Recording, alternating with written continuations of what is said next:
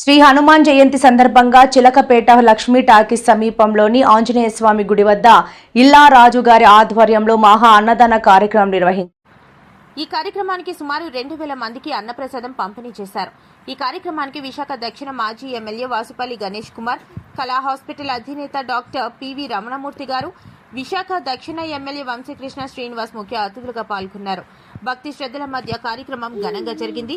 39వ ward Lakshmi talkies జంక్షన్లో మా ఇల్లా రాజు గారి ఆధ్వర్యంలో హనుమాన్ జయంతి అద్భుతంగా జరుగుతూ ఉంది.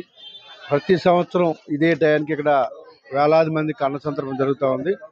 సుమారు 25 సంవత్సరాల నుంచి ఈ అన్నదాన కార్యక్రమం జరుగుతూ ఉంది.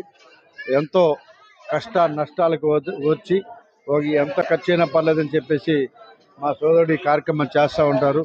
ఆ ఆంజనేయ స్వామి యొక్క ఆశీస్సులు ఉండాలని చెప్పి మనస్ఫూర్తిగా కోరుకుంటున్నా.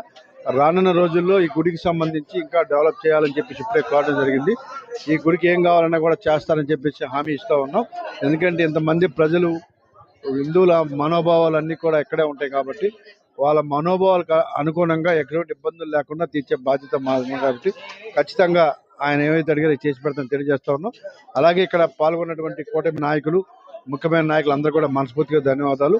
రాష్ట్ర ప్రజలకు, విశాఖపట్నం ప్రజలందరికీ కూడా హనుమాన్ జయంతి శుభాకాంక్షలు.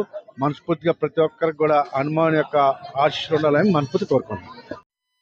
హనుమత్ జయంతి సందర్భంగా లక్ష్మీ టాకీస్ 39వ వార్డు బస్ స్టాప్ దగ్గర స్వయంభూగా వెలిసిన ఆంజనేయ స్వామి ఈ రోజుతో కరెక్ట్ ఈ అన్నదానంతో 25 సంవత్సరాల నుంచి అన్నదానాలు నిర్విఘ్నంగా కొనసాగిస్తున్నాం.